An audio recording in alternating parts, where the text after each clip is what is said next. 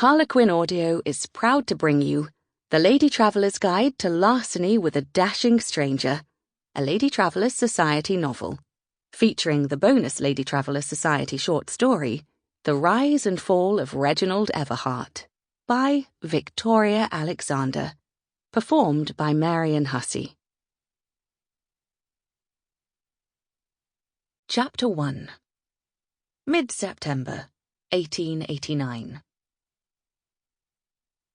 It had once occurred to Lady Wilhelmina Bascombe that she would no doubt die with a laugh on her lips and a glass of champagne in her hand.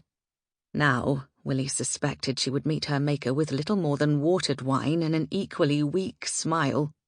It was a sad state of affairs for a woman who, alongside her late husband, had not so long ago been considered the cream of society's fast, young, fashionable set.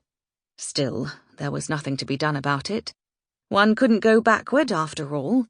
One could only bravely lift one's chin and charge ahead. "So you see, Aunt Poppy," Willie adopted her brightest smile, "I have decided that a change of scenery would be ideal. I was thinking the Mediterranean. The south of France, perhaps, or possibly Italy. Or, I don't know, Venice." "Venice is not on the Mediterranean, dear," Aunt Poppy, Miss Persephone Fitzhugh Wellmore, who was not her aunt at all but rather her godmother, said in a serene manner. "It's on the Adriatic." "Adriatic, Mediterranean," Willie waved off the comment. "One vast body of water is as good as another." "Is it?" Poppy took a sip of her tea and studied Willie with a sharp eye that belied her advanced years. "I should think so, yes. After all, the idea is to move on with my life." Willie heaved a heartfelt sigh that was rather more sincere than she had expected. "Lay George and the past completely to rest, that sort of thing." "Something you find difficult to do at home here in England?" "You understand how these things are, Poppy. Life here is overshadowed by everything George and I shared together. Why, even our friends are constant reminders of what we had. And what I have lost." There was no need to add that she had seen nothing of those friends in the 2 years since George's untimely death in an absurd boating accident. Oh, certainly they had been most solicitous at first, but it did seem their concern, as well as their friendship, vanished the moment George had been laid neatly to rest.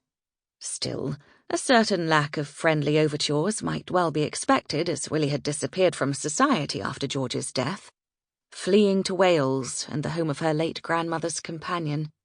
Dear Lady Plumdale, Margaret, had welcomed her with open and loving arms, and Willie had stayed until a few months ago, contemplating her loss and what now lay ahead of her, which in and of itself was shocking, as Willie had never especially contemplated anything. Still, when one has lost a husband in an absurd boating accident, a certain amount of contemplation is probably to be expected. What was completely unexpected were the revelations Willie discovered about her life. Some of them brought about by an unceasing barrage of correspondence from solicitors and debt collectors. Willie truly had no idea that she and George had existed primarily on credit in recent years. And really, who would have imagined such a thing? After all, he was Viscount Bascombe of the Suffolk Bascombes, an old and venerable family. Willie had thought her husband quite a dashing sort, and life with George was never dull. Indeed, it was great fun, and filled with adventure and amusement. They never seemed to pause for so much as a moment between house parties given by what then were friends, masked balls and flamboyant dinners, races and hunts, and all manner of entertainment. She now wondered if the ultimate purpose of their life of fun and frolic had been the avoidance of more serious matters. And really, one does not have to contemplate the grave aspects of life, annoying details like finances and responsibility, if one never pauses in pursuit of a jolly good time. And it had been fun. After George's death, however, the ongoing party that was their life together had ground to a halt, and it was time to pay the piper, as they say. A piper who had apparently not been paid for quite some time. Sample complete. Ready to continue?